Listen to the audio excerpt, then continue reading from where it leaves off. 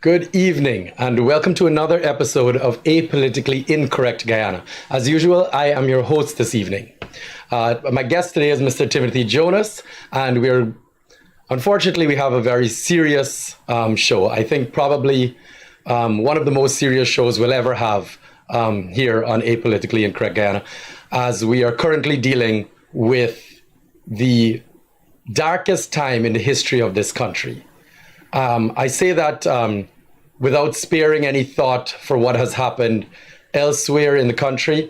I know we're a country that has witnessed much and large tragedy, but I think in a case of what has occurred in Madia recently, where 19 teenage children perished in a fire in a government dormitory, I think can go down as probably the worst scenario, worst situation, worst tragedy that has ever beholded this nation. I came onto this show ready to say happy independence, but I'm going to be very honest with you. There's nothing happy about what is happening in Guyana right now. This tragedy that took place in the town of Madia, where the high school there had some dormitories in which all the girls that attended that school were staying, had a fire that ravaged it, and 19 of the young girls that were there and one little 5-year-old boy perished in this fire.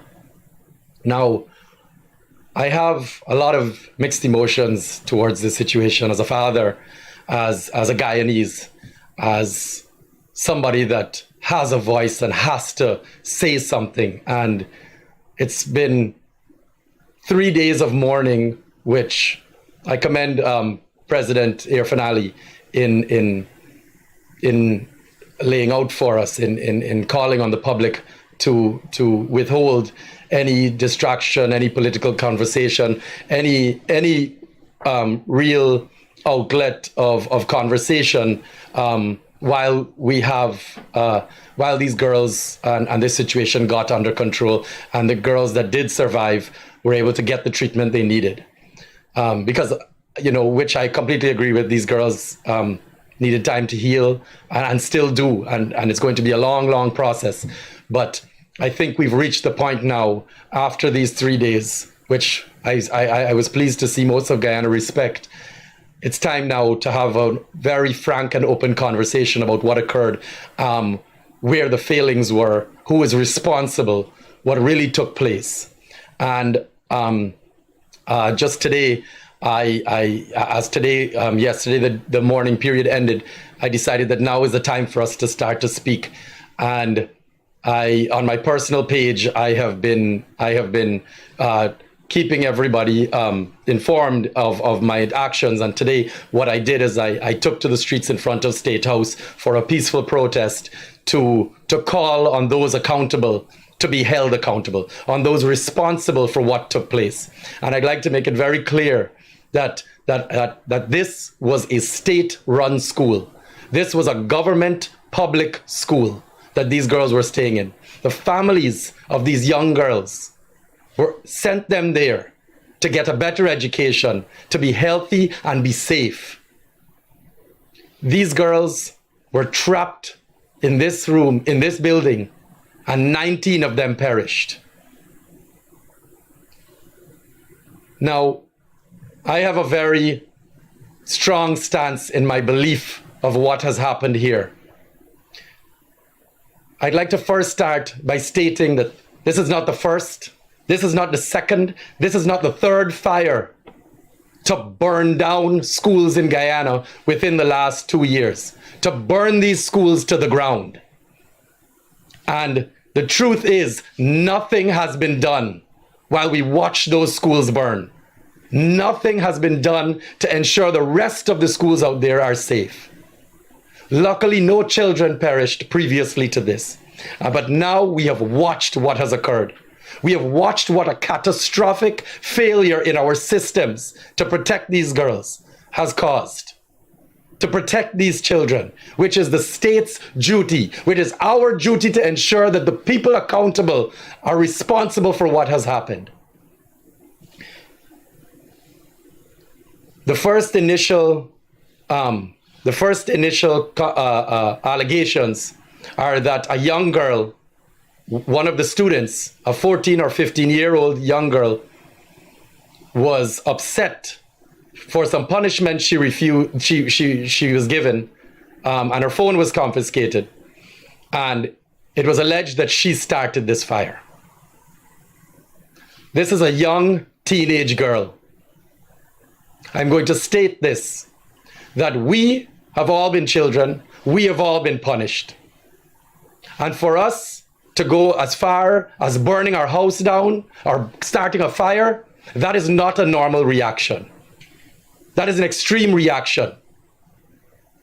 And I'm going to state clearly that that young woman, that young teenage girl, clearly has had some sort of whether it be depression or mental situation that has led her to do that. And again, these are just allegations. Okay? Now, with that said, a fire can start for any reason. A fire can start because some child is playing with matches. A fire can start because somebody left a stove on. A fire can start because a bolt from God has come down and hit that school. Fires can start for any reason. The state had a duty of care to ensure that these children were safe no matter what. The fire started. There was no fire extinguishers. There was no sprinkler systems. There was no fire escape. The fire service showed up with no water.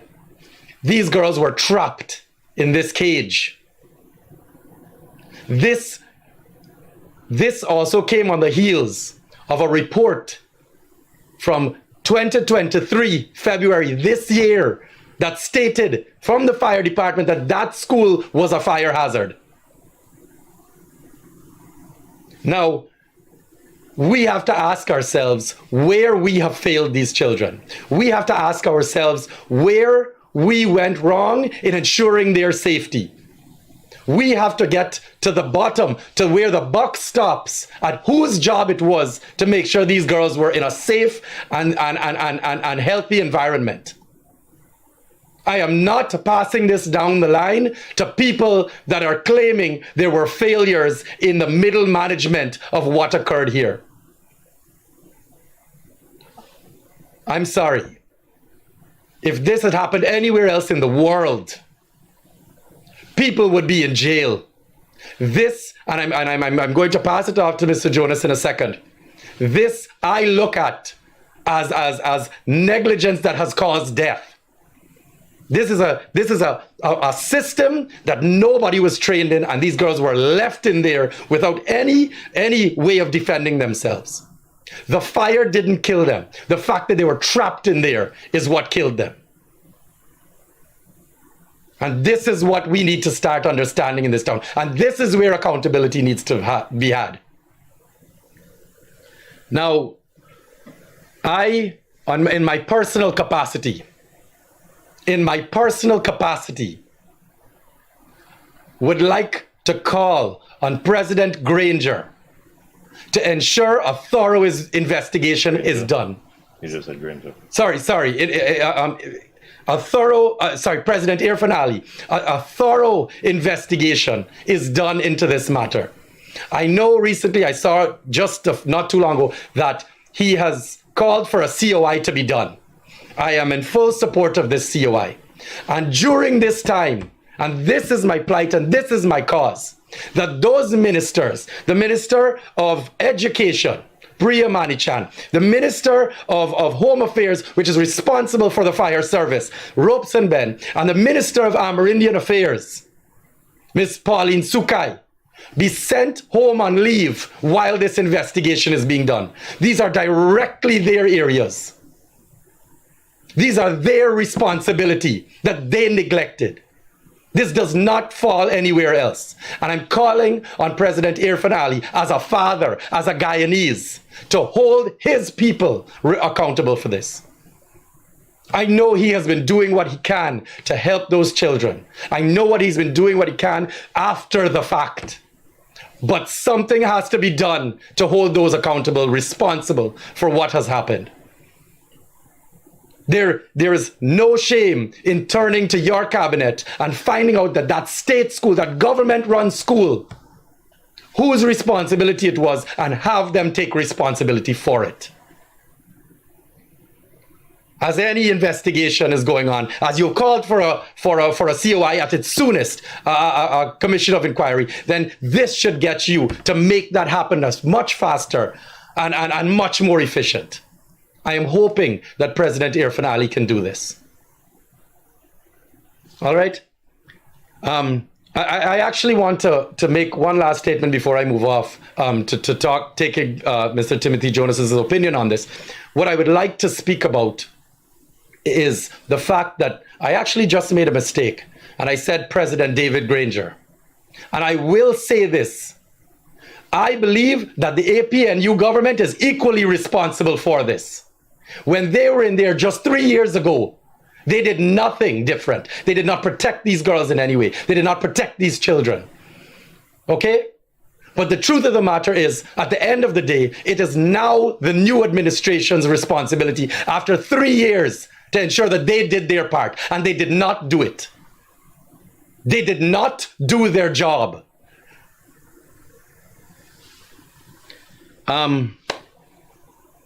We can go on and on about who was responsible in the past, and I can go further all the way down to Cheddi Jagan, to Desmond Hyde, to Burnham, to the British, to Arthur Chung. We can go on and on about the past. We are speaking about now and who's responsible now, and they've had 3 years to do it. I don't want to hear excuses, and I will say it, and I will watch a video. I said it again. This tragedy for this country of Guyana is worse than anything that's happened in the past, including APNU rigging or attempting to rig the 2020 election, which I was personally involved in as well. And I had this same vigor and emotional response, and did my best to ensure that that didn't happen. And I'm going to do my best that those who are accountable and responsible for this are held accountable. Now, again, as a father, this is something very close to me. I have an 11-year-old daughter that just wrote Common Entrance here in Guyana. And I cannot imagine what the parents are dealing with and the families of these children. So my apologies if I come off as a little bit more emotional than I should, as a politician, I guess. But certain things, I'm sorry, we failed these children, and we have to do better as a nation. All right, Mr. Timothy Jonas, I apologize for my rant. I know that we're here, and I'd like to discuss with you on a much more, I respect your insight as a Guyanese, as a lawyer, as a critical thinker, and I'd like for you to give us your take on what you think happened here in Guyana with this tragedy. Well, first of all, that was moving, and I share your views. I also am a parent, and when this information first started to come out, I watched with disbelief. And, because of where it happened, news comes slowly. And as more and more facts were uncovered, it's very quick that your shock is replaced, and you start to ask yourself again, what are our leaders doing? And what has happened to our country that we are in such a state that you have school children locked up with no supervision, no effective supervision, in a situation where they're exposed to predictable, foreseeable danger. This isn't something new. This isn't, something that's never happened before. This is something that we expect and should be anticipating and taking measures to safeguard against. And the worst happens. So I've been trying in my mind to put myself in the shoes of the people in authority to see where did they go wrong? How did this come about? Now, we like to blame. Well, I don't know if that's us culturally or if that's just human nature. We like to find the scapegoat. And The first scapegoat that we found, and I've seen so much commentary about it, I find it so offensive, is the claim against one of the children who it is said started the fire. Now, I wasn't there. I don't know who started the fire. But I have seen a child identified, named, pictures put up, all by people who don't have the slightest, least clue if it's right, if it's wrong or not. And I think how easy it is for us to deflect from the real issue, to find the weakest, most vulnerable victim and direct your ire, your anger, your attention at that vulnerable person because you're not afraid of any retribution, any reaction. So you got this poor helpless girl who might be guilty, might not be guilty, but who has now a demon on her shoulder. The Guyanese public and all the ugly comments directed at this one individual. It might be that she did this thing. It might be that she didn't. But the first thing I'd like to ask is that we stop assuming or even discussing her possible guilt until that is decided. And I'll tell you why. There's a bigger issue. If you have custody of children, you are responsible for their safety. And their safety also includes safety from the children themselves. Because children can get up to any foolishness. They do not have the life experience of adults. They're more impetuous. They're more prone to extreme shifts in emotion. And these particular children are taken away from their parents and are put into an environment which, let us be frank, is not the ideal environment if they are behind grilled windows, padlocked doors, and can't get out. Something is wrong in that scenario. So let's start at the beginning. How on earth can a fire start and there's no custodian, nobody in charge, even if the fire was started by a student? That is foreseeable. There's nobody available to help before it gets serious.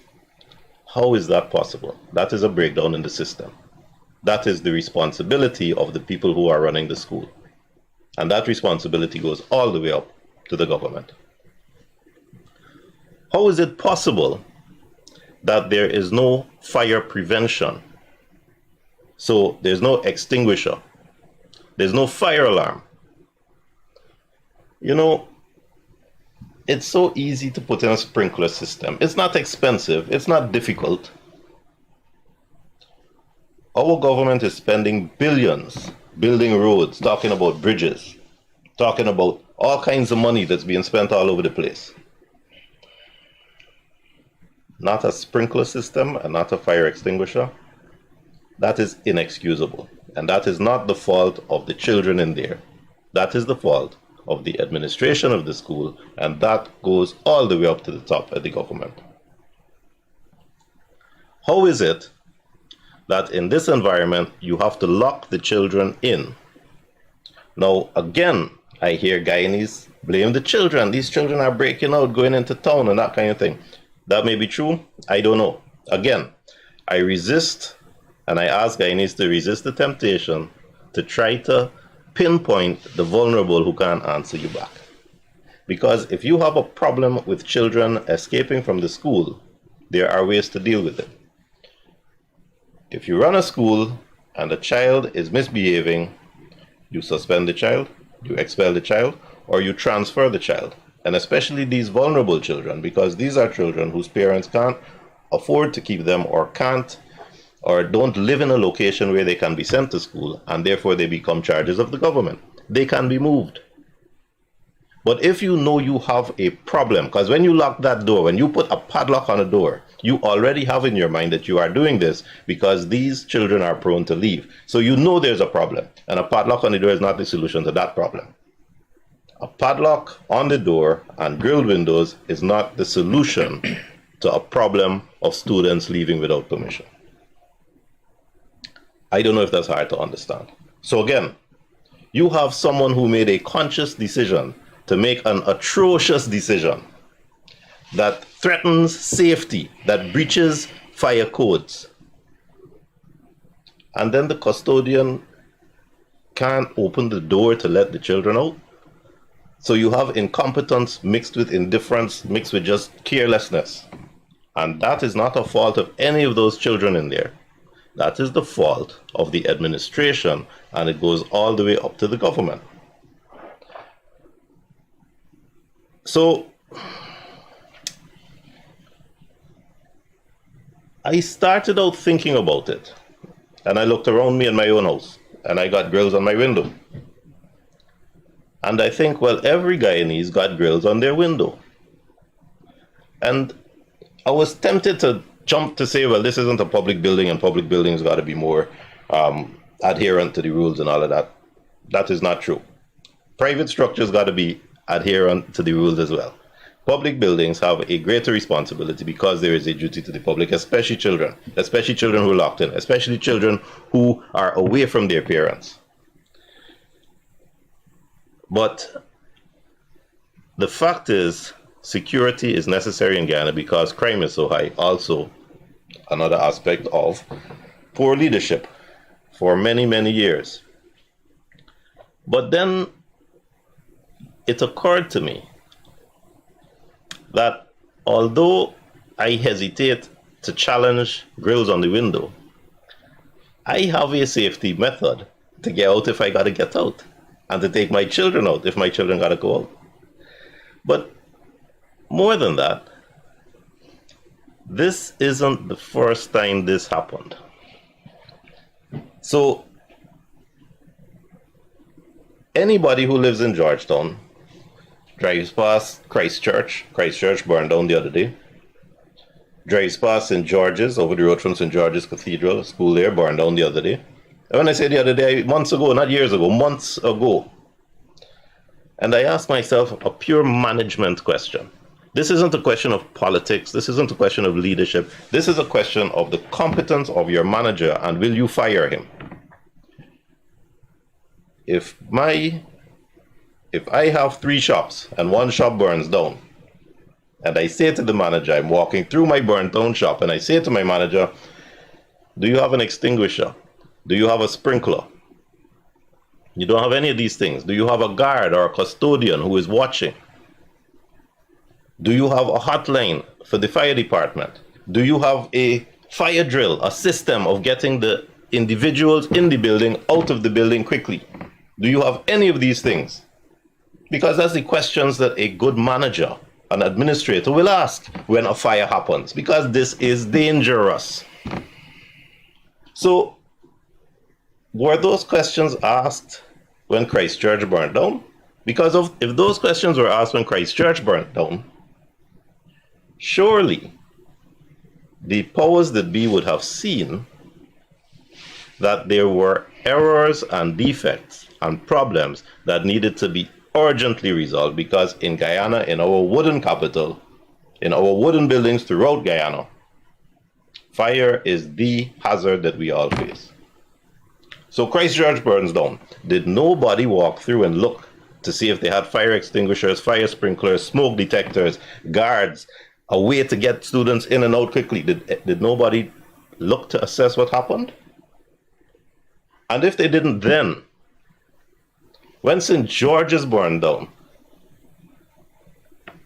did nobody say, well, hold on, this is the second time this is happening, we have a real threat? At that point, did nobody ask the same questions and implement the systems that common sense tells any fool you got to implement if you have a large number of children in a closed environment?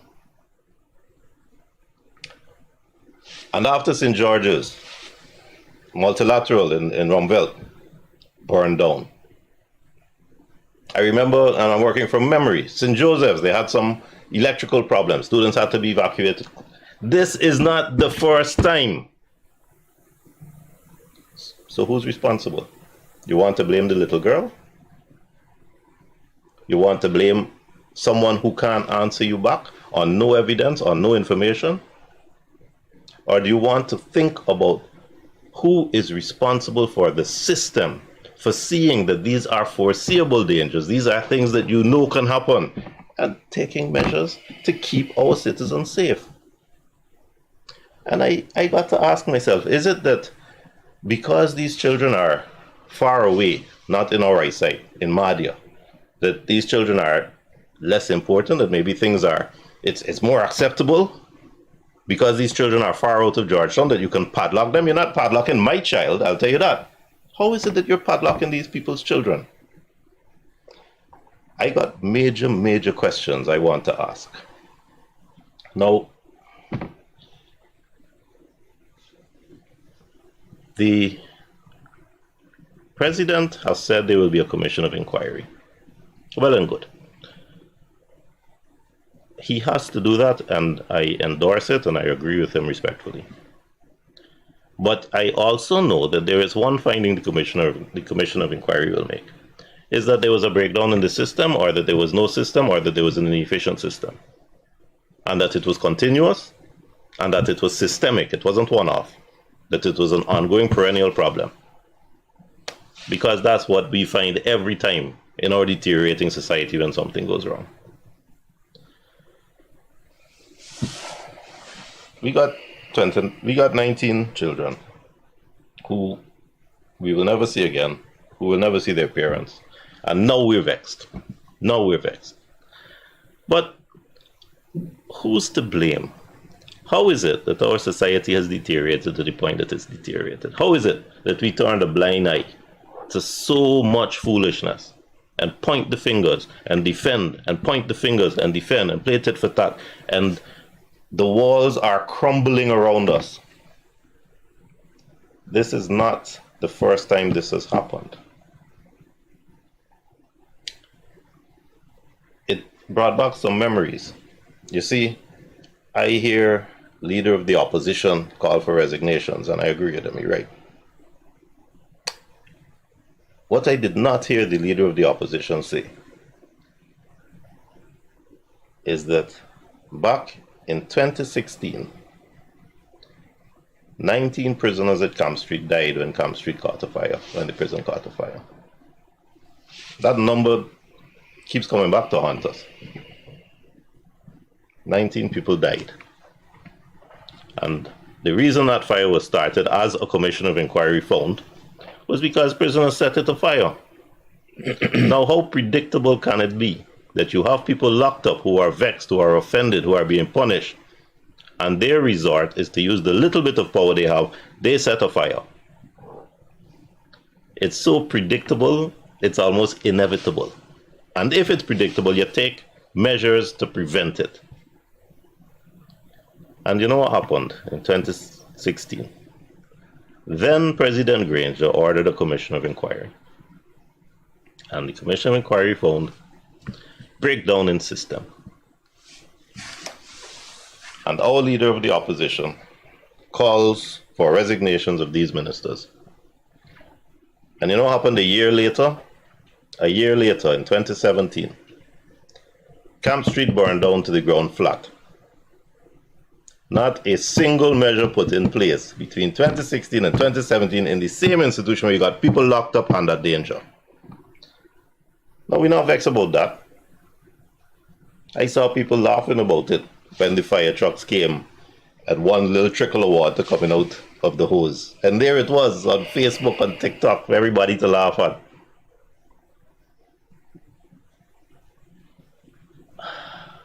But now people are vexed. What is the difference? The same systemic breakdown, the same incompetent leadership. We have to wait for school children to die before we get vexed, before we realize that the walls of Jericho are crumbling around us. Our society is breaking down because of inept, incompetent leadership, and because there is no accountability by our leaders to us. And every time something like this happens, every time, the supporters support And they circle the wagons and they protect. And the opposition shoot arrows from outside. And then tomorrow, another incident happens, attention is diverted, and we start the vicious cycle all over again as we descend into what is eventually going to be a failed state. It's really time for us to wake up.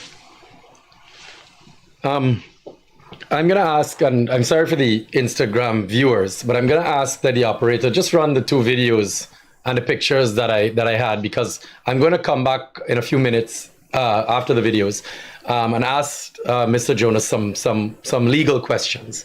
I'd really like to hear in your professional capacity now, what can possibly be the next steps for accountability and getting some justice for these young girls and their families. And I say justice because I think the last thing any Guyanese want right now is for these young children, these 19 young children, to have died in vain, and for this to have happened again, for this to have once more, after all the dust settles, when a COI is done a year from now. I want to know what we need to do as a people to hold our leaders accountable, because I think if there's one thing that I'm going to say before he runs the clips, is that our society is not saying anything.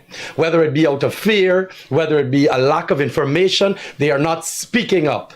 And we see this in the failings, and you call on a failed state, and we see it over and over in every aspect. We see it in our health system, when every pregnant mother goes in there, has a 50% chance of survival. We see it on the roads with our drunk drivers and our corrupt police.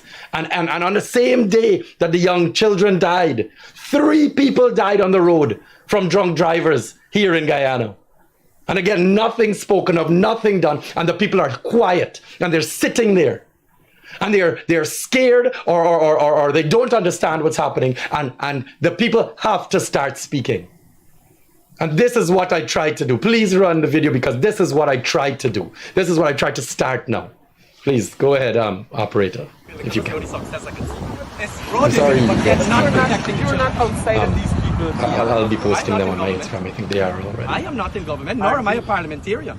Let's be very careful. I'm not a part of this government. Questions being asked by in ANUG. I absolutely can tell you, if I were to be put in the position that these ministers are put in of responsibility, I would have to do a better job. Anyone would, okay? Anyone. Because it cannot be more neglectful. 19 children dying is the worst tragedy for this country to ever experience. And I will tell you, hold on, please make sure you get this on record. It is worse than ANUG rigging the election. No audio, I didn't get to hear you. School safety is our responsibility. I'm not sure if the mic is. I'll explain it after. So, the Minister of Education is in Georgetown. Do you know how many schools are across this country? He hasn't told me that they're speaking, so I can't even explain to you guys. 1,500 educational. But she has a big job ahead of her. I know it's unfortunate that she couldn't. Would you expect the education minister personally to go and check every?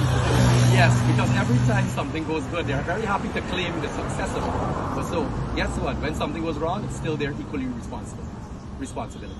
All right? No, when good is good, bad is bad. You expect the minister to go across logistically? I mean, much like I expect the government to fix every road in the country, which is thousands and thousands of roads. Yes, no, I but expect again, this is personal. This is personal. Absolutely. We're dealing with something personal. Absolutely. Right? As I explained, to fix thousands of roads, I expect them to fix thousands of schools. That's their job. That's what they wanted to get into power to do, to protect and develop society, which clearly. Office of the President on St. Road. Hi, sorry, I'm just explaining to our Instagram viewers. I'm also running this live on my personal Instagram page, and I was just explaining to the to our viewers that we didn't get audio here, so I was just explaining what was being said and the stance that I took in response to the questions that I was being asked. And I've told them I will post it on my personal social media pages today or tomorrow. And I also wanted to just make quick mention, I'll say it again at the end, that I will be going once again, providing the ministers responsible for the safety of these children, all of them, and it's multiple. Do not step down between now and Monday, or as I've asked the president, to send them on leave while this investigation is being done. I will be going back on the road for a peaceful protest again, a peaceful protest at 11 a.m. You can come during your lunch hour. We will be there right through at 11 a.m. on Monday in front of Office of the President at Castellani House, opposite Castellani House. So this is at Home Stretch and Vicingen Road, where Office of the President is. This one that I did today was in front of the State House. So we are going to move locations at 11 a.m. Again, please come during your lunch hour or 11 a.m. if you can, in front of Castellani. Again, this is a peaceful protest. We're going to be having our placards and we're going to be very quiet and respectful about what's going on, but we're going to get our message across with our words. And I will continue doing this periodically until we get justice, until something is done, until accountability is had. Now, Mr. Jonas, I'm going to jump back to you now because I think another conversation that can be had now is what the citizens can do to force accountability when it comes to the legal system in matters like this. I know, obviously, as a lawyer, you've studied all types of law. I know you don't necessarily specialize in criminal or that sort of or governance law, but well, governance, I guess law is law. But nonetheless, I'd like your opinion on what you think can be the next step, providing the government does not act when it comes to holding those responsible, those ministers responsible, those in charge in the systematic failure of what led to the death of these young children? Well, that's an interesting question. And I'm not sure it's going to help us. I'll tell you why. The law is structured at compensation. When wrong is done to you, you look for compensation. So if your child is injured or killed, as a parent, you are entitled to seek compensation in court from the person who caused that harm if they acted negligently or dangerously. I don't think that is going to be an issue here. You see, the law is not going to allow you to evict a minister from his or her office. All you get is compensation. And what we need to remember is that for the first time in Guyana's history, the government has more money than it knows what to do with. There's billions of dollars, billions with a B, sitting in a bank account in New York. And the government has a majority in Parliament. All they got to do is sign an act giving them access, and they have access to so much money they do not know what to do with it. I have no doubt that one of the measures to placate the injured parties and the country will be a money handout to the bereaved families. And that is as it should be. That's all well and good. But what that also does is it distracts attention from accountability and responsibility. And it removes any discussion of legal proceedings or legality of what needs to take place. And therefore, I think that if we go down the road of saying, well, what does the law provide? What remedy does the law provide? I think that we're not going to get the end result that the nation really needs. The nation needs accountability. The nation needs to say and to see that the people whose incompetence and ineptness and carelessness caused this, those people must be punished. So they must lose their jobs. And if there's anybody whose negligence was directly the cause of this, they need to go to jail. There needs to be criminal prosecution as well. You know something? Less than a month ago, a baby at a daycare in Sophia got caught up in some mosquito netting or something and was strangled and died. It was tragic. I saw the photographs of the person who was running the daycare center. They didn't know what to do with themselves. Now, they were possibly negligent, I don't know. But I saw that they were traumatized. They were truly concerned about what happened. But they were put before the court for negligently causing death, as it should be. The court will decide if they were negligent or not. I'm not there to judge. I wasn't there. I didn't see. We got 19 people who have died under the care of the state acting through some kind of matron or somebody, some guard, somebody, some system, somebody needs to be responsible because somebody left that door locked. Somebody didn't have a system to keep keys. Somebody was not there. There needs to be responsibility.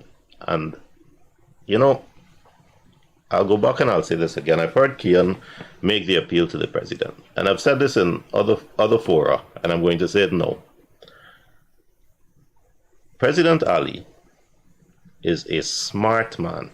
He's young, he's energetic, he's personable. I genuinely like the gentleman.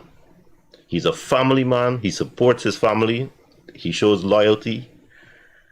I believe he has the potential and the opportunity to be our best president. And he has the wherewithal because his government has a lot of money. So he can be taking leadership and holistically fixing problems in Guyana. He has that opportunity. And part of that opportunity is to show the integrity of leadership, that when your own people have done wrong or have demonstrated carelessness, you stand up manfully and you deal with them. You don't just let it slide. Now, we don't know how the government will react. We don't know how they will move forward. The last I saw was a big sign outside the GBTI in Kingston, how sorry we are about Madia. So I see somebody already got a contract. I want to see accountability, and I want to see somebody stand up and say, this is what happened, this is how it happened, these are the failings, and these are the other schools where remedies are taken. Because that is what should have happened when Christchurch burned down, and when St. George's burned down, and when North Georgetown burned down. That's what should have happened then. But here we are with 19 school children dead. And there needs to be accountability, not just compensation. There needs to be that integrity. Now, I'm going to shift gears here for a second, and this, I think, is probably the most critical part of this conversation, Mr. Jonas. I've reached my boiling point as a citizen of this country.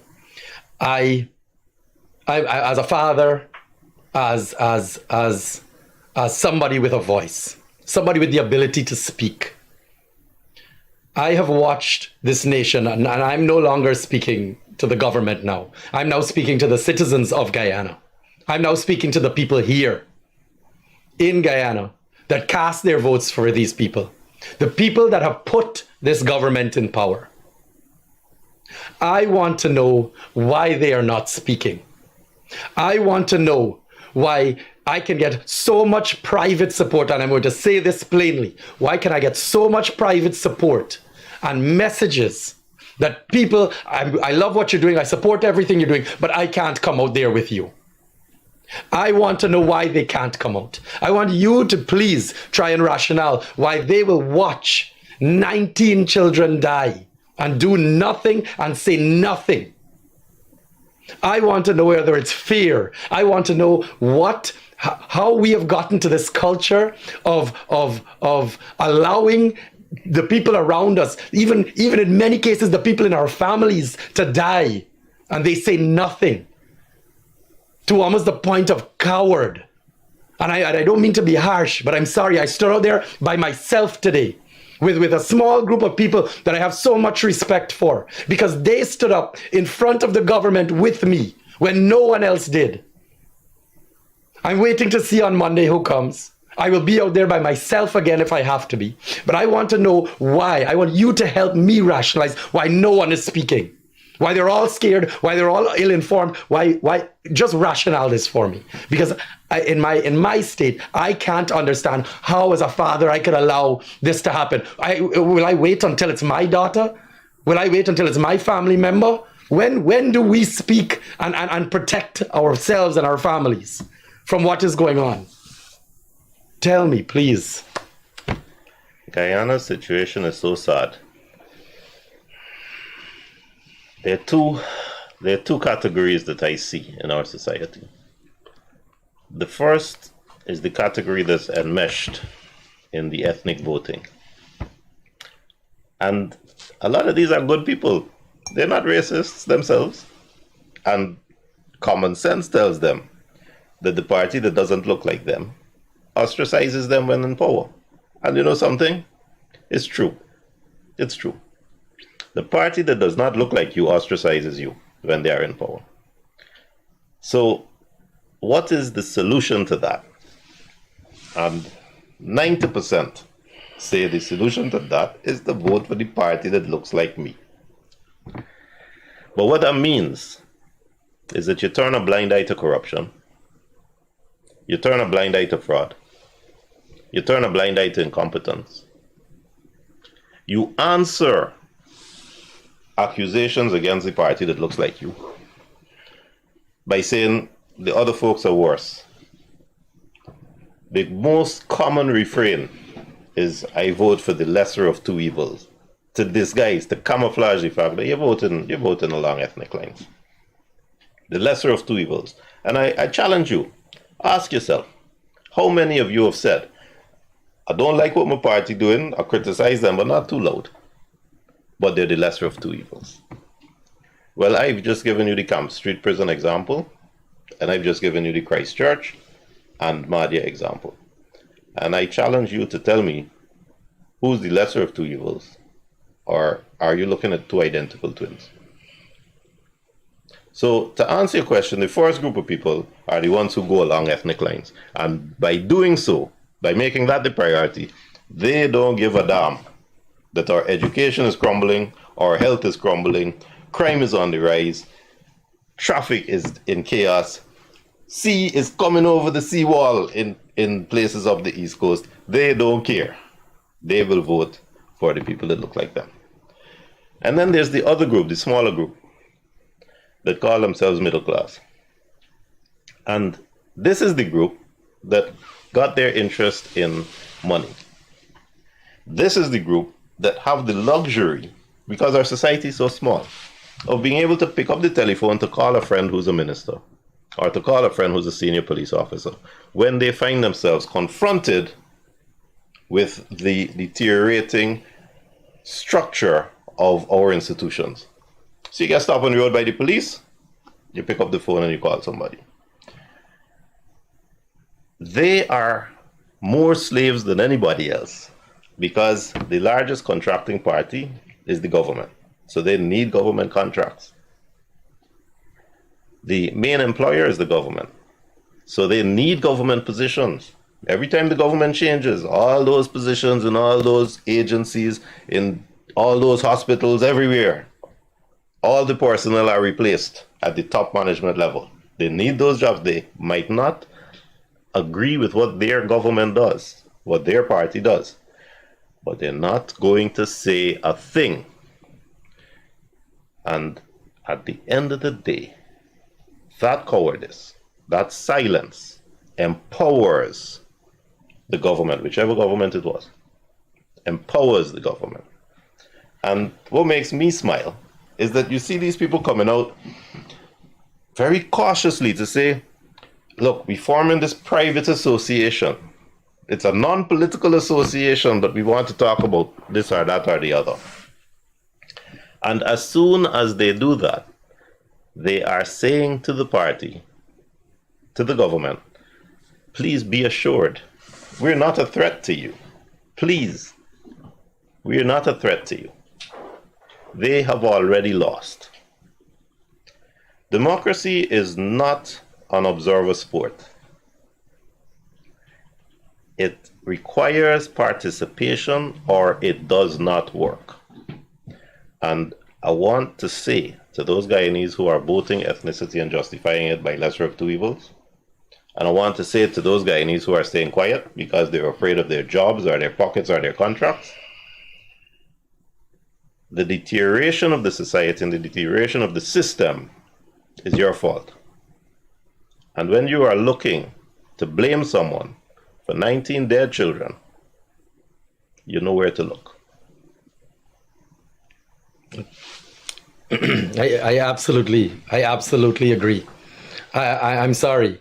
I've reached the point here in society where we read the headlines and we pretend as though that is all there is. We look at the facade and then we wait until these horrific tragedies happen.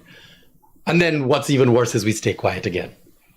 There is no, it's cowardice now. And I understand, I can be sympathetic. And I'm going to tell you right now, we're sitting on this show. If there's any time to be frank in this country, it's now, after what has happened. The worst position, the worst thing to behold this nation in our history. If there's one to be frank, it's now.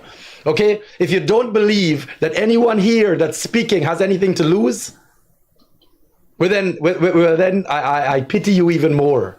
Because I'm sorry, we all have families. We all have jobs and businesses, all right? And what makes me sad is the ones like us that are saying something, that are coming on here and risking it and speaking up, are the ones that you all stand up there and call the bad ones. Not the ones that are responsible for all that has happened. Not the ones that have convinced you to put them in charge. No. The ones that are trying to hold them accountable are the ones that you are saying are the bad ones. Because what? It's a lesser of two evils? Well, as Mr. Jonas just explained it, I couldn't agree more. Maybe you should consider that you're looking at twins. Maybe they're identical people. Maybe they're identical organizations. Think about that for a second. Think about that when you consider rigging an election versus 19 children dying. If you can decide which one of those things are worse, please, then I encourage you to continue the way you're thinking. We're coming to the end of our show now. One more thing I'd like to say, and I think this is probably, for me personally, is probably one of the most important things, is I would like to thank the medical professionals out there, the doctors, the nurses, the psychologists that have been used as political pawns in this entire scenario. The ones that are put in there for photo ops, but have been trying to do their job. The ones that were left in Madia with no supplies and no sort of conditions to do their work respectfully and in an efficient, effective manner. I thank you. I know that you get these very facade and a handshake and a picture posted, but you know what? Genuinely, you are not taken care of. You are not paid enough. You are not given what you deserve for the work you do. All right, and I thank you, the medical professionals out there. And I hope you can, any medical professionals out there, please send this to your friends. Please know, and your co-workers, please know that I personally, KIAN JABOUR, I thank you for that. I thank you for what you've done in the face of all that you've dealt with. You deserve better. You deserve more. On that note, again, I'd like to remind everyone I will be out on the corner of Visinjan and Homestretch Avenue in front of Castellani House opposite the office of the president on Monday the 29th at 11 a.m. Please, on your lunch hour. We did this for the parking meter. We did this for much minor issues than this. And I'm calling on all of you to please come out and show the government that you have a voice, that they have to take us seriously. Our safety, our children are at risk. I'm asking you to come out. It's a peaceful protest. And please, if you are out there and you think this is a cause, whether you feel it's a cause or not to affect you, please come out and show your support and show the government that we have a voice and they have to listen to us, and accountability must be had. Mr. Jonas, any last words before I close off? Well, one thing I noticed during the video you showed, I saw Mikhail Rodriguez, critic, asking you questions. I want to acknowledge him. This, where we're sitting now, is his media house. And although we don't agree with him, I don't agree with him on some issues, he has the integrity and the objectivity and the professionalism to give KIAN this forum, and I want to acknowledge that because it shows a level of journalistic integrity that I appreciate. And finally, of course, we need to extend